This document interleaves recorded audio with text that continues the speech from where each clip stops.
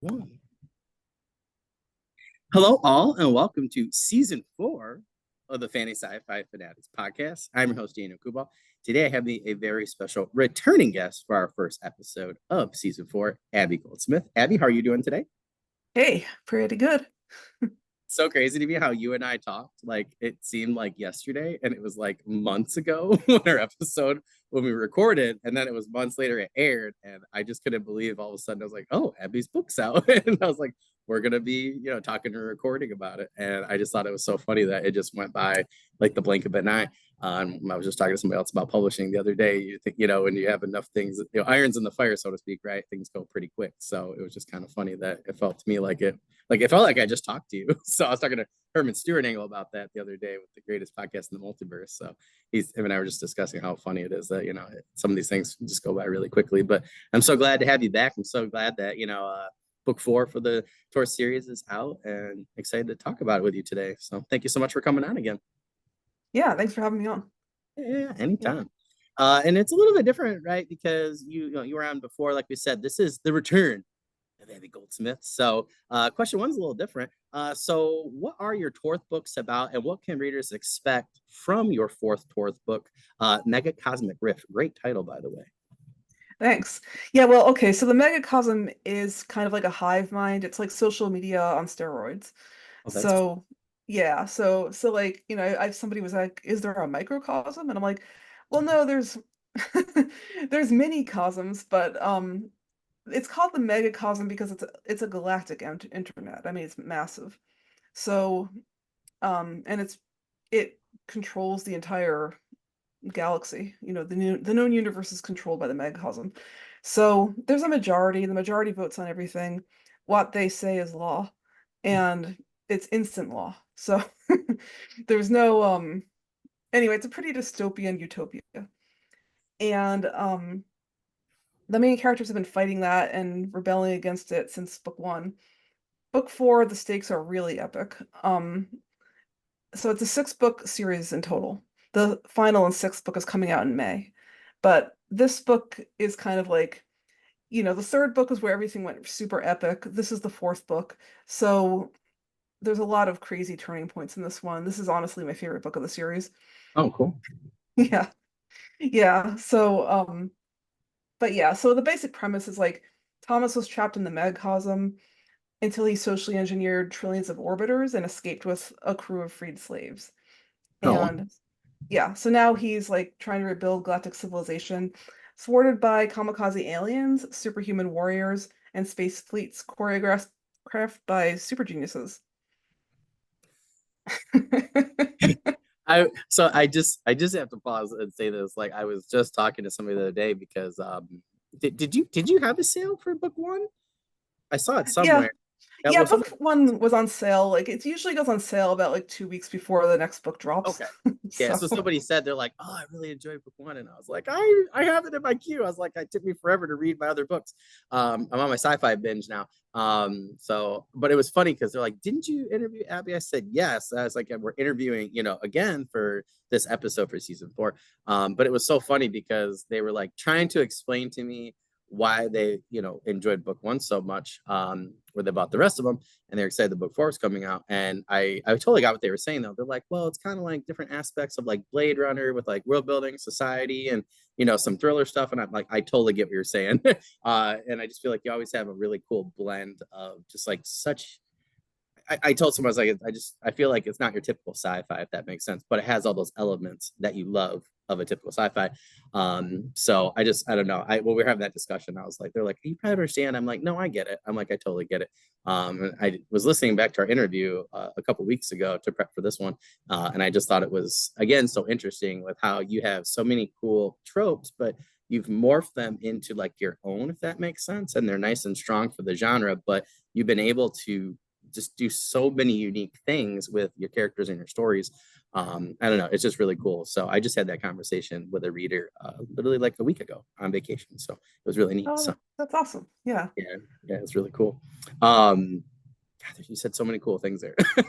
I'm just curious because from just like a writer standpoint, and I guess a reader standpoint, when you like, how do you? I know we talked about this a little last time, but like, how do you really weave these different elements that you enjoy of like fantasy and sci-fi together to create something that's so unique. I feel like you're almost like a weaver with like a blanket or something, you know, and you're just able to put so many threads that, you know, people enjoy from other stories, and you're able to create this just such an interesting blend, which I don't blame Podium, right, for being like, hey, we want to do this. And I'm just curious at how you're able to really kind of set this up and weave this story together, particularly with 6 books, where it still feels really strong and, you know, feels like the best that the genre has to offer. Thanks. Yeah. I mean, honestly, I spent a lot of work on it, a lot of thought. Like this took me many years to write. So, and I'm working on another epic, and it's kind of like I think I'm one of these writers that just takes a really long time with things, Yeah, unfortunately, and that is a problem sometimes for the way things work these days. yeah, yeah, But yeah. um but yeah, no, I'm not gonna say how many years, but more than a decade on the Tor series. Yeah.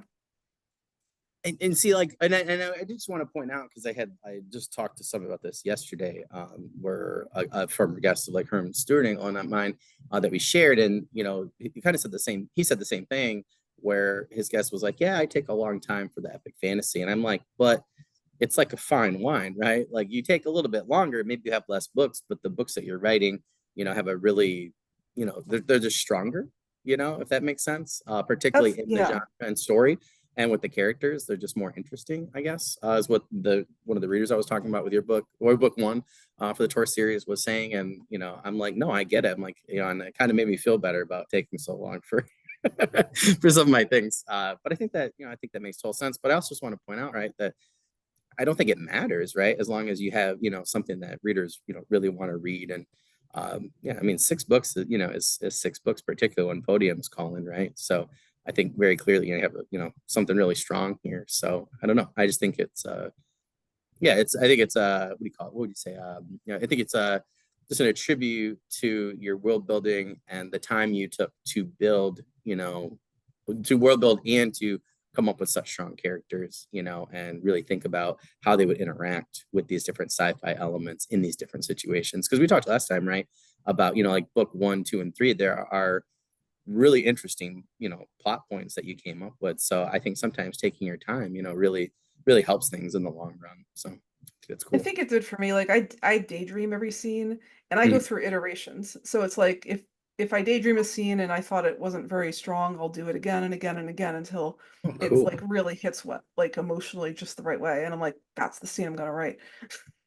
Oh, that's so interesting that you say that, because Herman asked somebody recently, or I was doing all these backlogs for the Greatest Podcast Multiverse, and because I was on vacation, so I was like, I'm gonna get caught up with Herman's, and he talked to somebody. I'm totally blanking on who it was, but they mentioned how they saw everything that they wrote as like a movie. Uh, I don't necessarily do that, but I think daydreaming is actually what I do. So I think it's funny that you mentioned that, because I actually do that over and over again, and I'll slightly change something. So I don't really necessarily see a movie, but I'll daydream about that. So it is. Would you say yours is more a movie or a daydream when you're Yeah, coming? it's cinematic because like I come from an animation background, like a Oh, film and that's right. Yeah, yeah. animation. Yep. Yeah, so like my brain definitely does the cinema. Like, here's the movie time. And Yeah, yeah. I'll go for like long walks or hikes and I will just watch the movie. Mhm. Yeah. You changed my mind now, Abby. Maybe I am a cinematic, because I feel like I was thinking more I would label it like a daydream, but you know, I still am doing a lot of visualizing. So yeah, maybe it's my visual art background as well. So I guess I have to change my answer when I talk to people about it, but that's really funny. And you know, I totally forgot that, you know, we did talk about, you know, your background before, right? You know, and how it helped you to, you know, kind of paint your scenes and to really, you know, kind of figure out some of those finer points. But would you say that that maybe is one of the strengths that you have going into kind of plotting and planning and writing a 6 book series? I mean, it doesn't hurt. Like, It's you fair. know, I'd say like, yeah, with animation, it's all about timing. It's about like emotionally hitting the audience and having the right timing. Um, and my student films did really well. Like they went to international film festivals, and that was something I learned like through those 4 years of college at Cal Arts.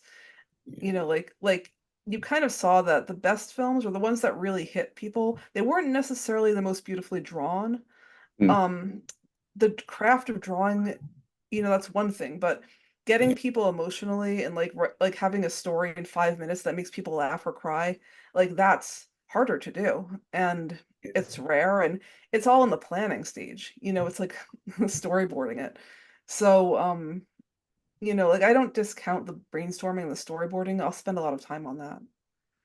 Oh, interesting. It kind of makes sense with what you're saying because some of your reviews that when I looked at last time, said that at particular points, really throughout book 1, 2, and 3, that you really drove certain things home or things really stuck with them at different times. So to me, that makes total sense, right? That you're kind of able to keep pace and able to jab somebody when you want to jab them and make them feel it where it hurts or make them happy, or things like that. So it's funny because when I was going back over our other interview and I was going back over a couple other reviews, it was just funny because people had mentioned that for the trilogy so far. So yeah, so I think that makes total sense. But I also want to point out again because I think it again shows that I was just listening to a podcast where they're talking about going to your strengths, right? And people always make fun of me for not because I'm a martial artist, but I don't pour martial arts into books. And Rob J. Hayes and I were talking a couple years ago. It's like you should be, you know, level progression fantasy, kung fu, or something like that. Like Will White, and I'm like, maybe I should go to more strengths. But it made me think of what are some of my other strengths. So I did find that interesting when you and I talked before because I think that again goes directly into you can explicitly see it in some of your reviews. So I think that makes total sense, with your background and go with what to a degree and go with where your skills are. So I always think it's really interesting when people do that because I think you get an interesting product out of it. But it's always interesting to me to be able to actually see it in reviews, where people like pick up on that. So I thought that was really cool. So I just wanted to mention that again for you. Yeah, I'm excited. I have book 1. I am like ready to go. I was hoping to get to my season 4 list sooner. I had the craziest summer ever for work. So now I'm like finally starting to finish a couple of things. So I'm like really excited. I'm so excited though that you have, 6 books coming out. And I absolutely love your covers. I said it before. They just like make me just feel sci-fi, if that makes sense. Which is always really cool. And we talked about your amazing characters before. So I'm really excited to see like you describe book 4 so well. I'm like, God, that sounds so cool. I So will I really, say I have a character lineup on my website. If you go to abby.goldsmith.com and scroll to the bottom of the page, I've got all the main characters from the Torch series are there. oh And I yeah, drew them I drew them myself. I have a cartoony style and it doesn't quite fit the dark dystopia vibe. So, I'm always a little embarrassed about it, but on the other hand, I'm ordering like merchandise and t-shirts and stuff with them and giving out stickers. So, oh cool, oh that's awesome. Well, that's so cool though, and I love your sign too. I always forget about it. I'm always like, oh, that's so cool. I want to do oh that. yeah. But yeah, I think it's just so cool where you can yourself visualize your characters. I think it brings them to life for you more. I always do that. I always have to find like a picture or something, to just to help me. I don't know. It always makes me feel like the character is more real, if that makes sense. And then able to kind of do more through the writing. So I go with your style. I think if it helps you, right, to bring that character to life, do it. And, it's obviously working for you. So I think that's really cool. So in terms of just like thinking about like the second question, are there points throughout this series where you felt you wrote yourself into a corner or had to get creative to solve a particular plot issue? And you're already laughing, so I know it's got to be. Yeah.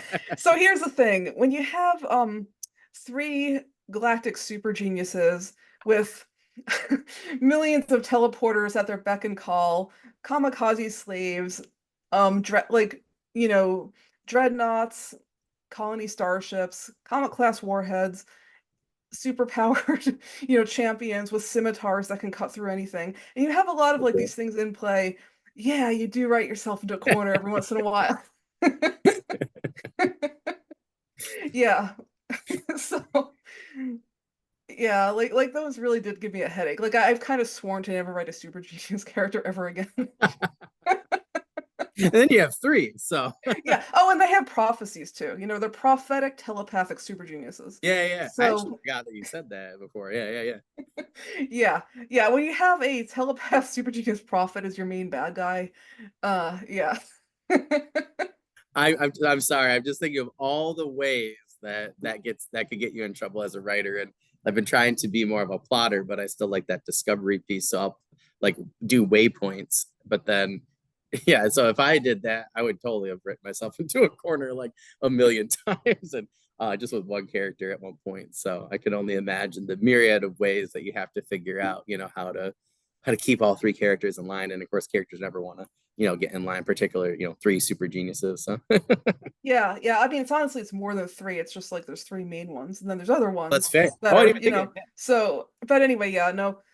Um, yeah, I've definitely written myself into corners, and one of the main corners, honestly, I had oh, so there's like a final prophecy. They're going by like the guidelines of an ancient oracle who's been dead for 24,000 years.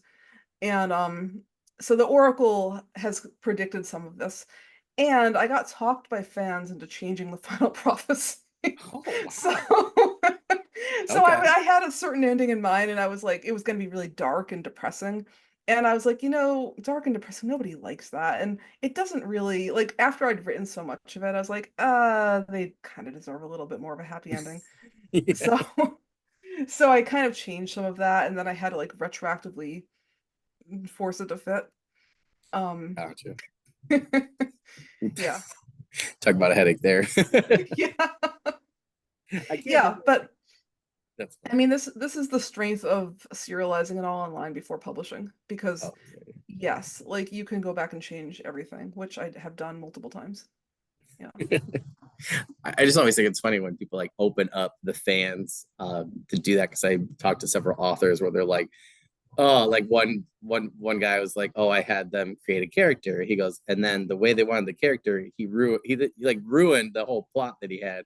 But then his fans that he like, things like five of them won a contest, and they all agreed on this one character had to come back to life. And he's like, oh my gosh, and brought it back to life, and it created just so many problems. But then once he worked with them, it ended up, just being so much better of a book overall. And then a series, then he kept that person around because it was the same thing, like fourth book out of six.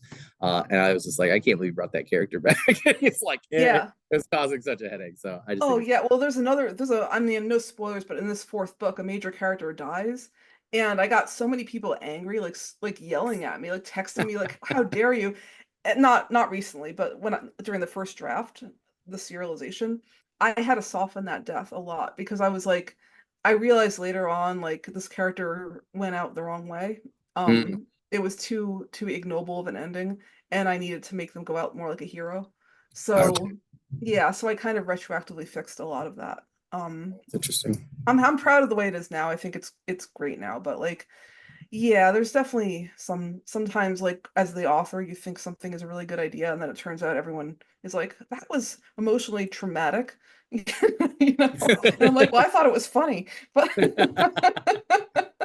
I'm sure that's how Steven Erickson thought when he killed four of my favorite characters ever in like books. Well, I don't even know, like deep into the series. Yeah, I'm traumatized for life. So traumatized that when I was reading Brandon Sanderson recently, Way of Kings, there was a character I really liked, and I like had to stop reading the book. It was like 89% of the way I had to stop reading the book for a week because I was so traumatized by Erickson. I was like, he's gonna kill this character. Brandon's gonna kill this character, and it turned out that that character was okay, but I didn't know that at the time. So I relate to your reader's trauma. So I had to stop reading Way of Kings for a whole week. So my friend's like, why didn't you finish? I was like, I was just so worried. He goes, oh, I get that. So yeah, he's like, you'll never, I don't want to spoil anything for the Erickson fans. He goes, you'll never get over Blank's death. I'm like, no. And as a writer, I'm like, I thought it was atrocious to do to somebody that was so cool and integral to the story.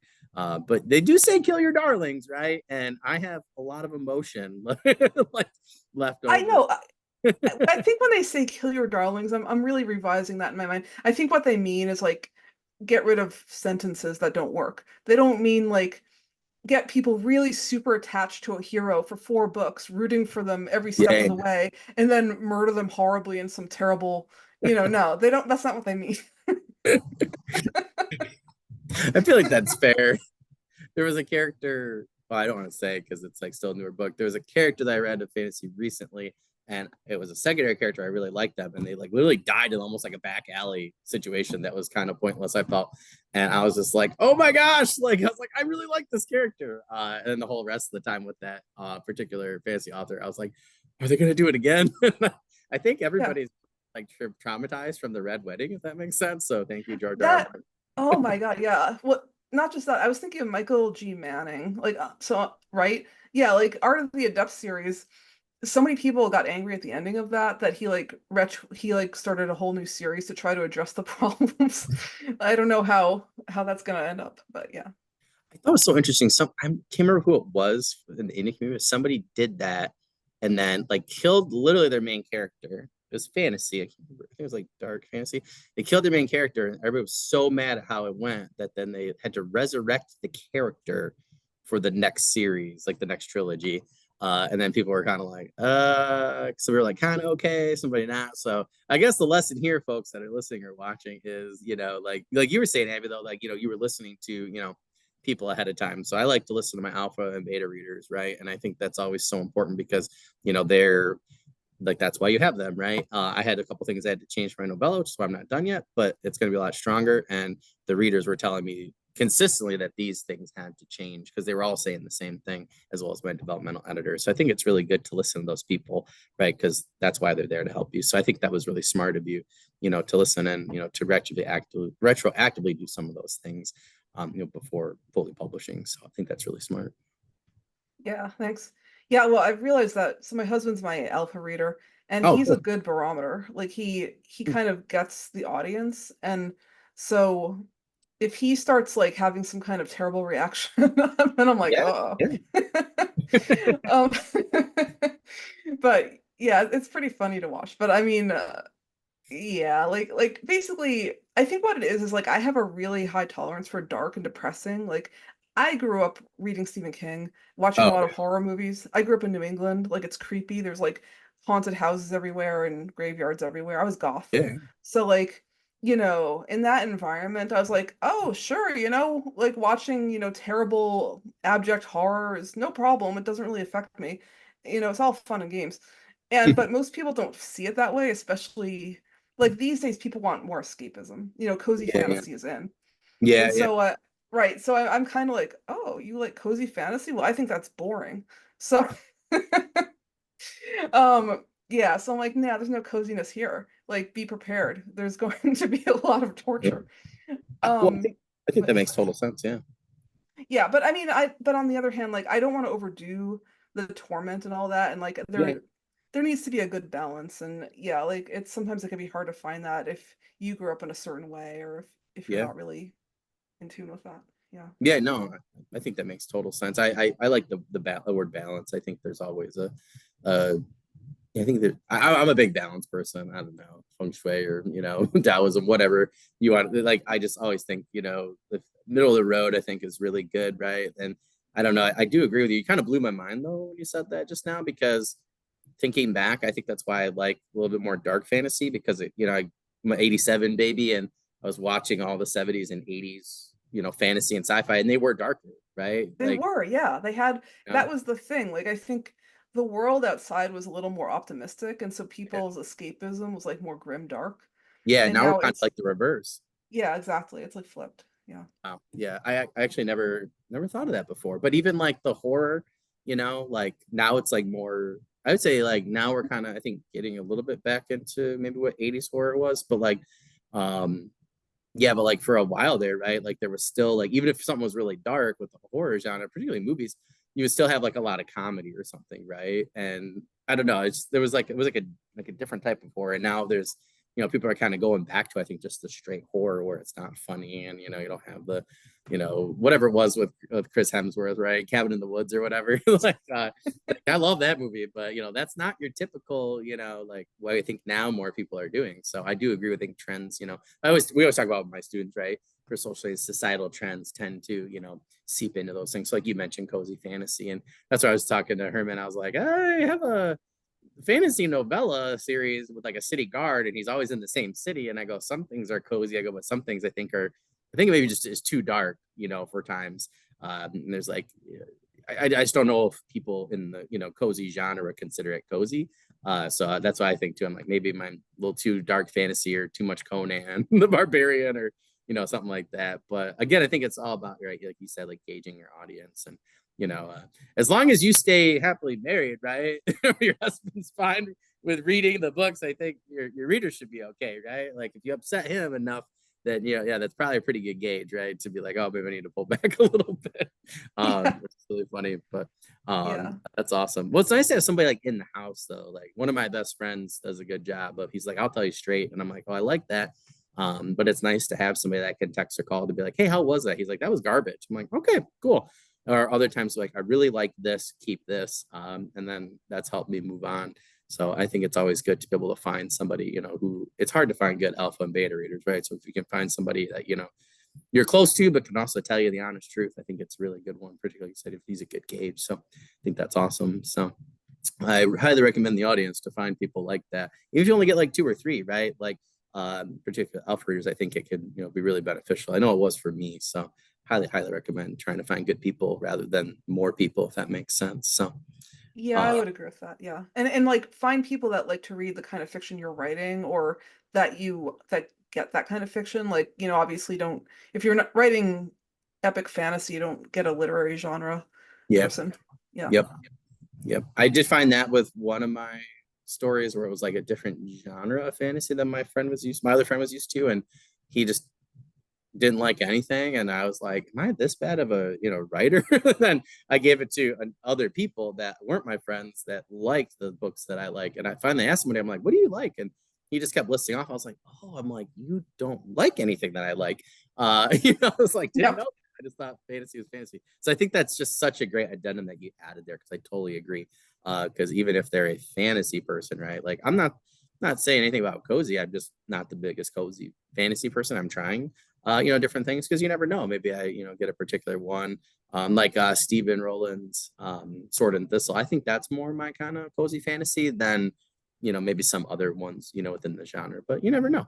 And it's always changing, right? That barometer is always kind of moving. But yeah, I definitely agree with you. I think it's important to find people that like that same flavor of, your genre rather than just the overall genre. So I think that makes sense. Because like with your type of sci-fi, I knew because I remember I saw Podium's advertisement for book two for you, and I was like, what is this? Why do I not know what this is? How come I don't know anything about this whole genre of sci-fi or this type of flavor? And then I started going in. I was like, oh, this is like totally my thing. I bought book one and two like literally within like a minute after that. So I think it's always really good too, just like a reader, right? And I keep talking to people on here about trying to find like knowing your type of fantasy or sci-fi. Not that you don't want to branch out, but there's just some books I'm like, yep, that's my cup of tea. And I read it and I'm like right there. I got one the other day where I knew that and I'm already like 50% of the way through it. Love the Audible too. So I think it's it's important to know as a reader and a writer, if that makes sense. But okay, so I love the discussion so far. You had me thinking about a lot of cool things. How have you managed your world building, politics, character histories, etc., between all these books in this series? I mean, yeah, well, this series is very much linear. Like each book picks up right where the last one left off. It's Oh, one big giant story. I use Dynalist. I like to advertise Dynalist. So it's a good series Bible for me. It's just syncs to everything. It's in the cloud. oh, And cool. it's just a lot of collapsible lists. So I just have like huge amounts of lists for everything. Lists of names, lists of places, the timeline is a huge list. And I keep that up to date. And so if Mm. I ever need to reference something, I run to that. Um, I have a copy editor at Podium, and I always wonder like what she's thinking. I gave her access to that, and she's probably just like, that is the most massive list I've ever seen in my life or something. But hopefully it hasn't it's not annoying her too much. Yeah. You're like the Charlie Day meme, right? Where he's got the stuff all over from It's Always Sunny. Yeah, well, hey, it's not the Wheel of Time, okay? Like, so the Wheel of Time has like 2,000 something named characters. They had like people made websites for the amount of named characters on the Wheel of Time. I'll be Mine's not honest. that. Yeah, like the wiki for for like Steven Erickson, right? Oh, I'm blanking. Oh, Uh, right, yeah. yeah, like I mean, we without the wiki and reviewing, like, because then he sometimes goes to this continent and these characters, sometimes goes back, and I'm like, who was that fifth character again? Like that fifth, POV. I'm like, I don't remember them. And I mean, we were constantly taking notes and uh, I feel like Brandon Sanderson for like Way of Kings is definitely, a lot better. But there were times where we were like, wait, what happened, 30 chapters ago? Like we read the beginning and then there was somebody that popped up. We had to go back and reread the beginning again, like the first two chapters. So I totally agree with you. Sometimes it gets pretty bogged down. But yeah, I don't know if anybody can beat Robert Jordan.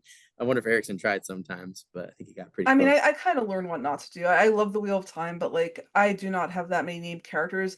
I'm kind of the school of thought where don't name the character unless it's an important character.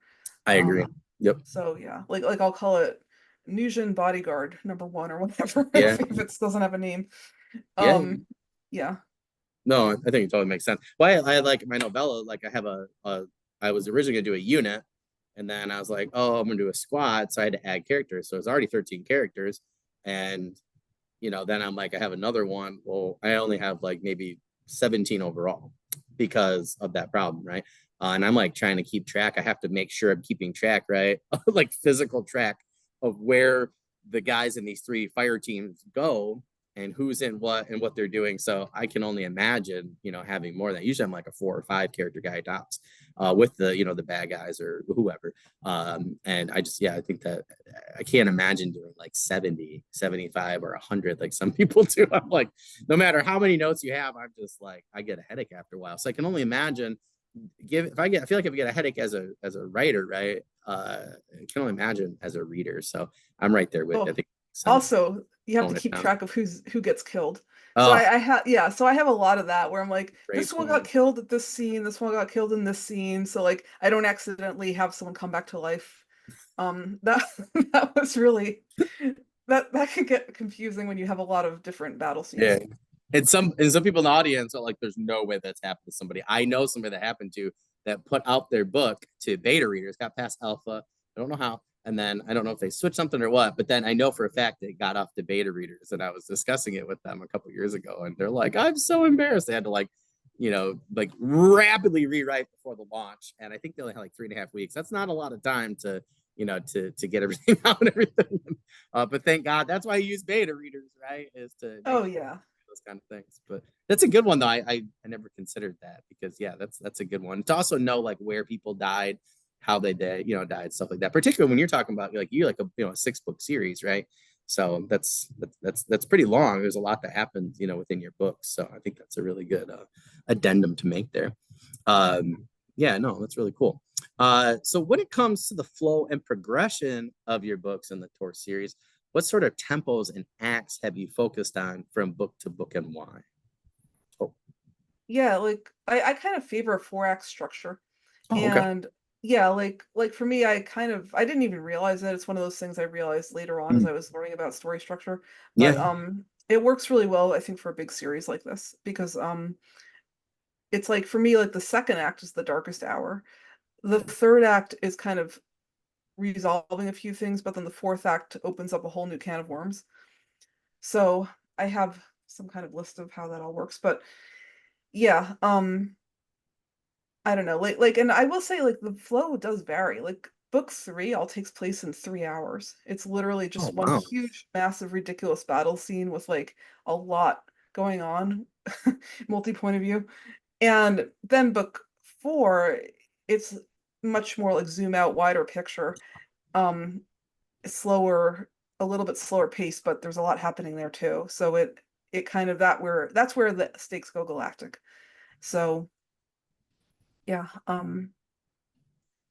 I kind of just do like I have a story skeleton, and so I know what I want to hit and what I want to Mm. accomplish. And sometimes it can be really difficult. Like I can't always fit things into some Yeah. books are more complicated than others. That's all there is to Yeah. it. Yep. Yeah. Yeah. Well, sorry, you just said a lot of really good things there. I like that you said skeleton because I think that's a really good way to put. I always call it like waypoints, but think I'm going to start to steal that. I'll give you credit. But I do like skeleton because I do like that.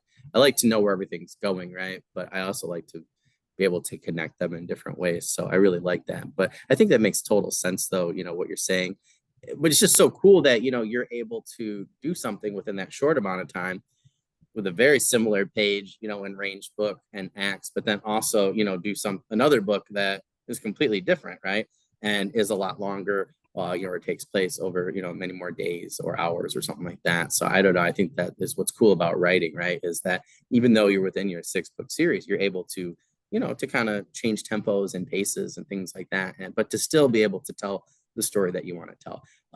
I just think that's really cool because there's a couple book series, right, that I've talked about people on here where I'm like, okay, 16 book series so far. Once we get to book 7 or 8, it's like, could we maybe change how we're setting these things up just a little bit? It's getting a little dry, like I'll keep reading and listening because I like the characters I'm invested now, but it's like, I like to change those things up a little bit now. But I always think it's interesting to talk to people like you who have been able to do that in a 6 book series. So it makes me try to think more creatively, and things like that. And as a reader, I think that's cooler. So Yeah, well, I think that's like there's several different types of epic series writers, right? And a lot of them are pantsers, where they have like, oh, I have a premise, an idea, and I'm just gonna see where it goes. Oh my God, I don't know how they do that. I yeah, mean, that would terrify me. To me, like I need to have the skeleton, I need to have the plan. yeah, And I will say, like the Tor series is very tightly written. I'm proud of it. It's like kind of a magnum opus series. I don't think I'm gonna have any series that's that tightly written again because that took a no. lot of planning. I don't think I have it in me to do that again in my life. So, yeah. I mean, and nobody cares. So, no, I mean, yeah, it's like look, it's tightly written. Everything is like, just the right amount of length or whatever. Yeah, this new one, we'll see where it goes. This new one's kind of like a little more loose, like Yeah, yeah. maybe I'll retroactively fix things later on, but eh, sometimes sometimes it doesn't matter. Like people look at the Wheel of Time, it's got that slog in the middle Yeah, yeah. where yeah, I mean people went with it. You know, it was loose. That slog, like it did feel a little bogged down for most readers.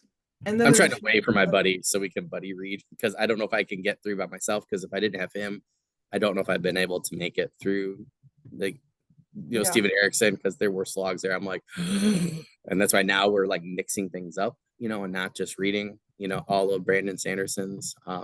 You know, I just don't know if I can do it again because it was like we went up Everest and then I'm like, I don't know if I can make that trip again. So They are such different writers. I yeah, mean, yeah, yeah, yeah.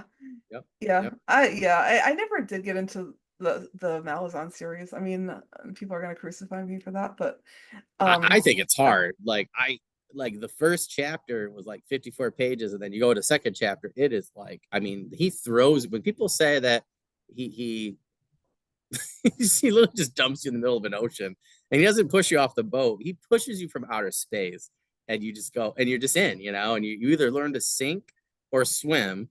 And I really think it was with my buddy that I was able to swim because he's like, oh, what's going on? And he thought of things differently. And now there are book series where I will like, I'm waiting on Wheel of Time because I got to the slog and I'm like, I don't know if I'm going to be able to make it myself, but we can pull each other through at different times. And I highly recommend it to people to do buddy reads like that. Dark Matter is another one that my other friend and I are going back to with Ian M. Banks because some of those, they're interesting, but they're really long books and some of them are kind of a little sluggish at different spots. And I think I just need, someone to buddy read, because if I have you to hold me accountable, I have to read and then I'll get past the part I don't like or not as interested in.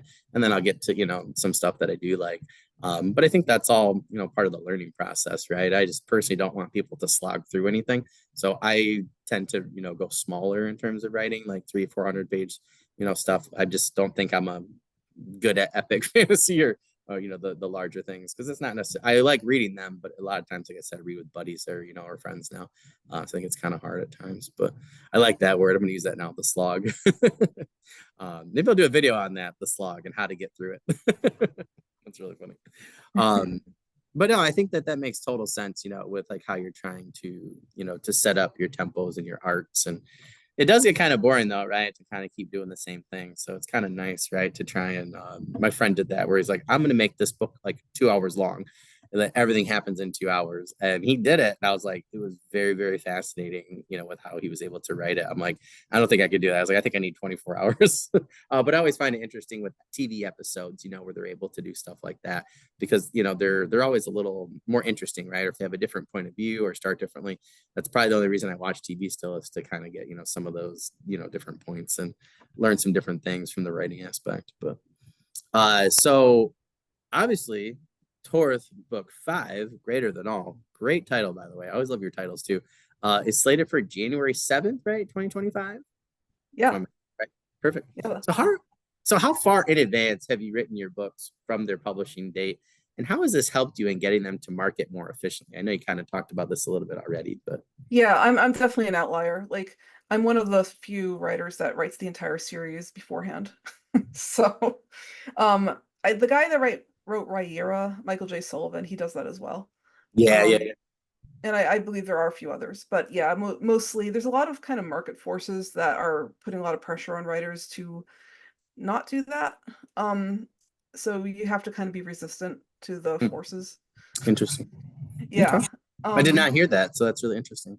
Well, it just there's a lot of incentives to rapid release and Oh yeah, to, I mean, I think they're ubiquitous everywhere. They're on every platform. They're on Amazon. They're with the publishers. They're with the agents. They're everywhere. mm, So, I mean, the incentives are all towards release quickly and write a lot. yeah, yeah, And so if you want to just sit there and go over your series, your epic series, like 10 times, yeah, you're resisting those forces.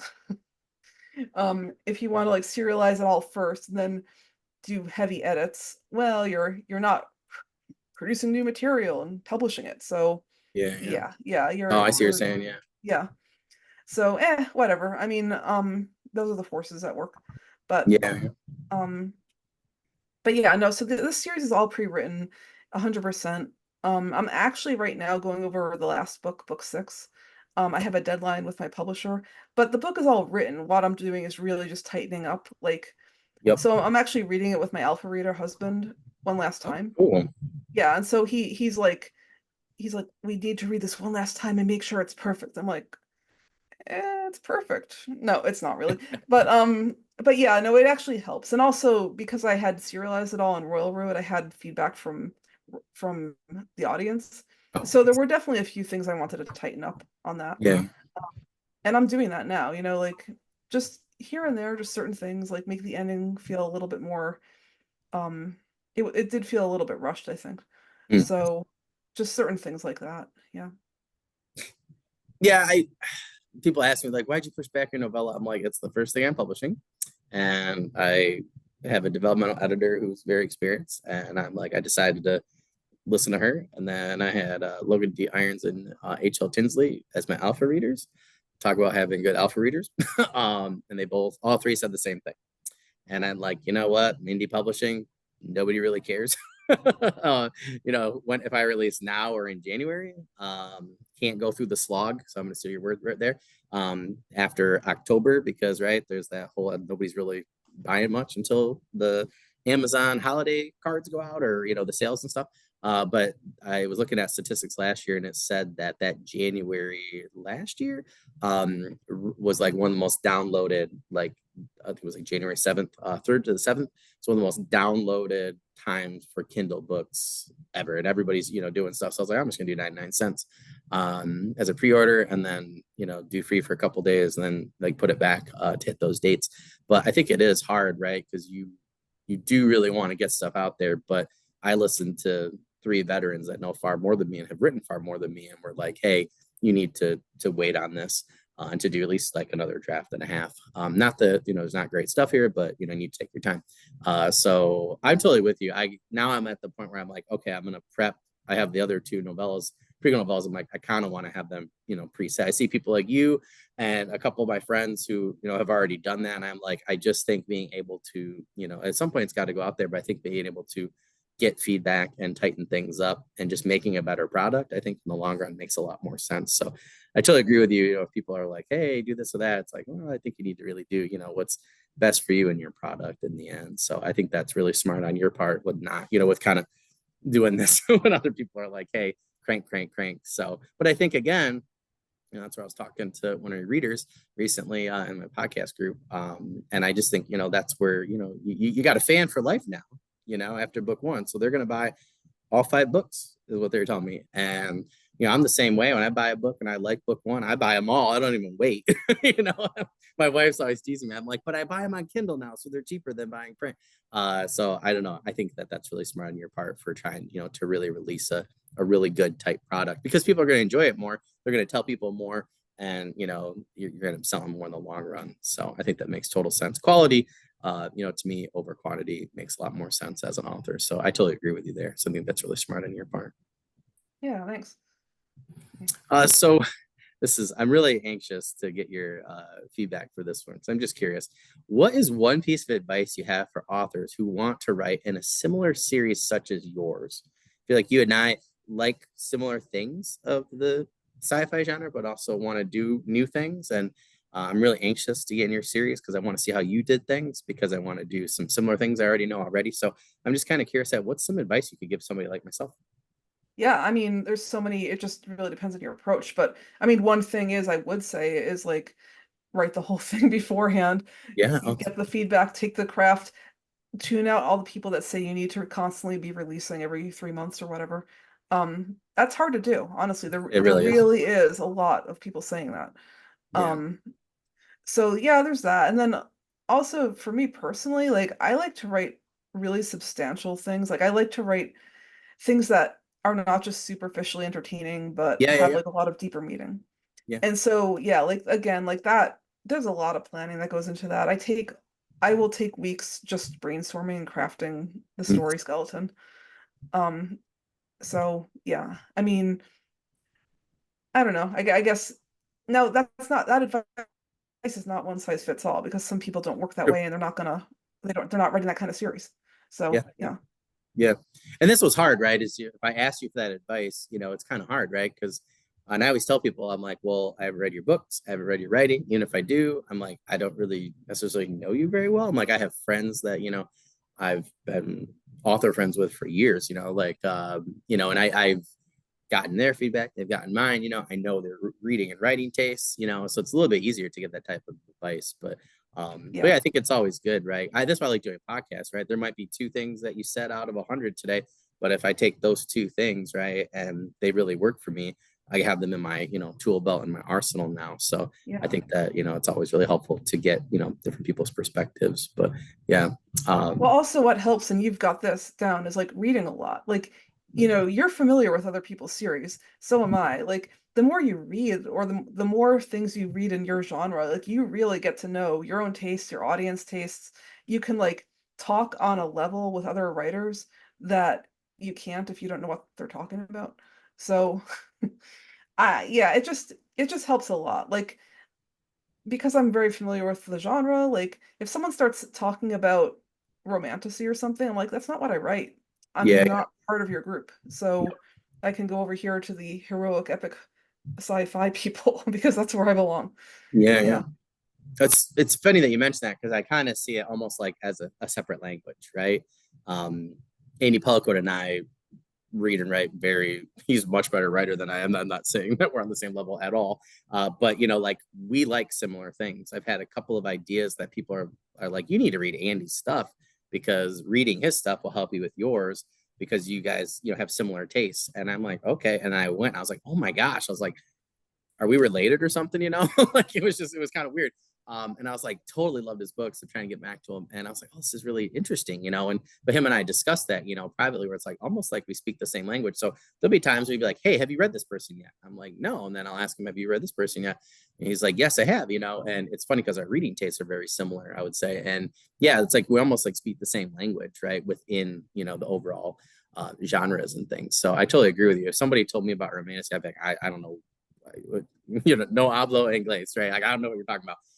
And I'm trying to get better at cozy fantasy. But yeah, if you're talking about, dark fantasy, grim dark, 80s, whatever, sword and sorcery, especially, classic fantasy, I'm like, I'll be all over it. But I think that I agree with you. It's because it's almost like you and I, you could say something to me, right? And that's like Logan was like trying to explain to me how to do something, and he was using books to do it.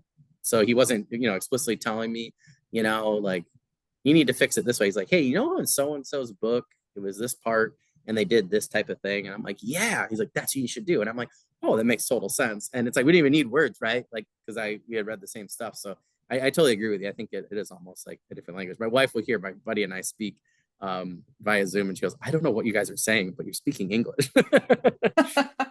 Yeah. It's funny that you said that. So I totally agree with you. It's always cool, but it's always cool, right? When you can find somebody that has that same, you know, similar reading and writing taste to you, because it almost like you're speaking your own language. It's almost like your own, you know, tribe or, you know, group or clique or something like that. But yeah, that's true. Yeah. What is your major goal for the tour series? And what is the one thing you want to have accomplished once you are done and they're all six out into the world? Well, I would like my own theme park, like J.K. Rowling. Yours would be I mean, so cool. Not to judge anybody, but I want Abby to have her own theme park. That would be really cool. That one that was out in Utah that closed, that Brandon Sanderson bought but hasn't reopened yet. Oh my gosh, that would be so cool. it would be. I mean, I'm kind of joking about that in some ways, but it would be cool. And I'm down. Let's do obviously, it. If we have any investors, yeah, anybody right. listening. Oh yeah, I keep hoping that like I'll have a reader that turns out to be like the next Steven Spielberg or like Brad Bird or something, Well, you that know. happened to oh my god somebody that Herman had on, like their editor knew how to get a hold of Brad Pitt, and now Mickey 7 is going to be like Mickey 17 or something like that, like the new movie. And they had like this amazing director, and he's like, how is this happening? And didn't think the movie was going to be made, and now it's coming out in 2025. It's already been made, and it got pushed back to the writer's strike. So you never know, right? Like, shoot for the stars. So if anybody knows Bill Gates or, you know, Jeff Bezos, or I don't know, anybody, like, you know, that can build Abbey's theme park, I think it'd be really cool though. I think you have enough, you know, sci-fi people out there that, you know, you got a lot of really cool stuff. I think that would be a really neat universe. It's kind of like Galaxy's Edge, right? For Star Wars, like it would just be, you know, I don't know, what would your theme park be called? I mean, I guess it would be called Torth, but it's the easiest thing. It's only 5 letters, but of course people Yeah. keep mispronouncing it.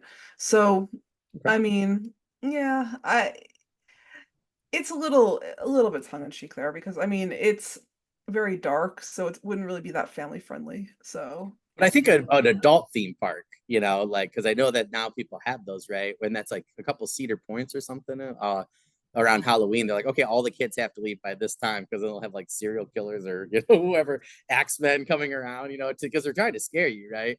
And my friend went, and he's like, it was literally like something that was like not for the faint of heart. Literally, if you have a medical condition and you need help, please, you know, seek these like areas and stuff. He was like, oh my goodness, like they're serious. So you could do something like that, you know, like Torth After Dark or something like that. Look, I would settle for an epic TV adaptation or movie That adaptation would be and really then cool. like a section in a theme park, like Yeah, yeah. a part of like that would be good enough. I'd settle for that. Do you think, I'm curious, do you think Apple would, like, you know, like they would do a better job with your series, or do you think like somebody else would?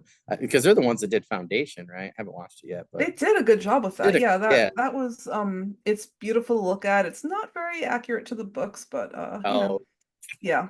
yeah, But that's so much fun. well, the books are going to be hard to adapt. I mean, Yeah, they're yeah, mostly talking heads. So, yeah. And some of yeah, those but things and themes maybe should be adapted for modern days. So. If you know, you know. yeah, Yeah, yeah. yeah. But I But think yeah, no, visually, I see them as being the ones, right? If they gave you more, you know, more creative rights, I guess I should say, and stuck more to the books, I feel like visually they would do a really good job for it.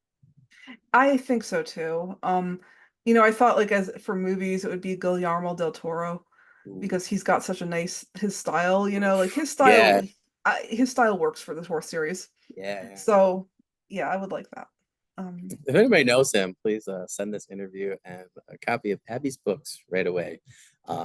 Yeah, that would be. I didn't think about that, but that would be really cool. I might have to start asking that as a question now, Abby. So thank you. Like, if you know, we're gonna do a movie, who would direct your movie or produce it? I think that's a really good one. That's awesome. Now I yeah. really want that to happen for you because in my head it looks so cool. So yeah, that's just awesome. I'm gonna have to add that. I'm gonna write that down in my notes as soon as we get done. Start to ask you that question, or like, who would you want to play your main character? Everyone always says that, but nobody ever talks about director or studio. So I've had a fan like cast my whole series But Oh, like, that's cool. yeah, it is. But here's the thing: is I don't actually watch that much TV or Oh, movies, that's so fair. Yeah, I yeah, yeah, so I actually don't really know most of the actors that yeah, would be. yeah. And to be honest, I think I'd be happy with like new talent being playing them. You know, like Oh, the yeah, way yeah, Game of Thrones did. I'd be happy with like newcomers. It doesn't have to be the established A-list. yeah, yeah, yeah. Yeah. Well, I always think like finding a perfect person for something rather than, like a big name, like Robert Downey Jr. as Doctor Doom. I'm like, I hope you guys are doing a multiverse thing because I was kind of looking forward to seeing some of these other actors, because I'm like, RDJ's not to say he's had his time in Marvel, but he's had his time in Marvel. So I was just kind of hoping, that we would get. There was just so many cool, people up. So I'm sure they're gonna do one of the things, that they do, and kind of bring it back. But I don't know. I think they're trying to get people reinterested, right? So I agree with you. I like to see new blood because that's how I get some of my favorite actors and actresses, and just people, just cool people. If they always do the same five people, then you never get anything new. And as a writer, I think I learned so much more seeing different people play different characters, and they give you ideas for your own characters. So I think it's really cool. I agree with you. I'm not very good anymore because I've just done too much reading and writing and podcasting. Somebody says something like, I don't know what that is, They're like, well, you should do Yeah. this. I'm like, I kind of just enjoy my reading more now than I have ever in the past. I think it's because I get to talk to people like you, and I get to get the director's cut, so to speak, and then go in and, read your stuff. And as a writer and a reader, it just makes it twice as enjoyable, just in general. And then I always liked reading more than watching TV anyway, or movies. So I like those mediums, but yeah, it's just, I don't know. I don't know if I'm going back. I'm trying to get to Rings of Power season 2, but I've been reading too much. So my mom says that's not a bad thing though. So I tend to try and, agree with her. But Same, well, yeah. that's awesome.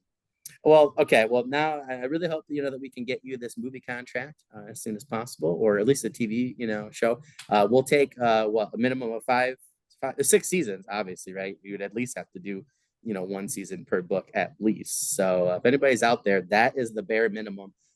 Abby will talk about her numbers later, so just send her an email. But now I really hope that happens. Or an amusement park. We'll take an amusement park too. So. Uh, we're going with that last one there, Abby. Do you have any news, updates, or current projects that you can share with us? I know you already talked about some, but Yeah. Well, okay. I mean, I have a Patreon. It's just, Abby Goldsmith. And I'm just slowly posting a chapter per week on my new epic series. And I don't plan to start releasing that anytime soon. I want to build up a okay, good backlog of chapters. But yeah. I'm a good 47 chapters into this one already. Oh, wow. Yeah, so on it goes every week, at least one chapter. Yeah. And it's called Self-Made Wizard. Oh, I don't yeah. I probably shouldn't talk too much about it, but basically it's a guy making his own magic system. Uh, And it is making fun of corporate and shitification. oh, Abby, I have too much to read already. I'll put it down. I promise. I'll put it down. I'll get to it as soon as I can. Well, That you just can wait until sounds. this one comes out on Kindle and all that. It's going to be at That's least a fair. few years. Yeah. Yeah. Okay. Okay. Okay. I got some time. Okay. I say I Yeah, gotta yeah, get through these 6 books first. So, that sounds just so cool. But that's what I'm saying. Like I always like your ideas. I always feel like, I'm like reading back through, just sorry, your blurbs for the first 4 books, and then I'm just like, oh, these just sound so cool. So yeah, so I'll put it on the list. I'll make sure it gets on there. But yeah, that just sounds so cool. I always love it because I feel like you always are able to blend so many things and to get such a unique writing perspective, and it always makes me off our last interview, I was re-listening to it and I was just getting so many really cool ideas in the sci-fi. My wife's like, I thought you're writing in urban fantasy right now. I thought you're writing in fantasy. I'm like, I'm gonna write where I want to write. I'm like, yeah. and I was kind of going into sci-fi, but I was talking to Logan the Irons about this, and he's got certain backgrounds and things, and I was like, would you be interested later on maybe in co-writing a sci-fi series based off of some things that you and I had talked about before, and some thriller ideas. So I just always think it's cool. But now I gotta go read your fantasy stuff too and come up with even more ideas about that. But that's fine. That's totally fine.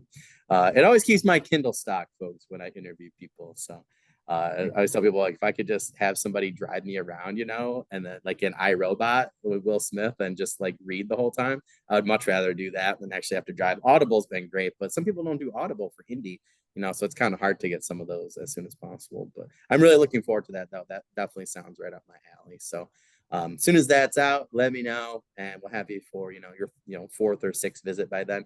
And we'll talk about it. So I'm really excited to hear about that.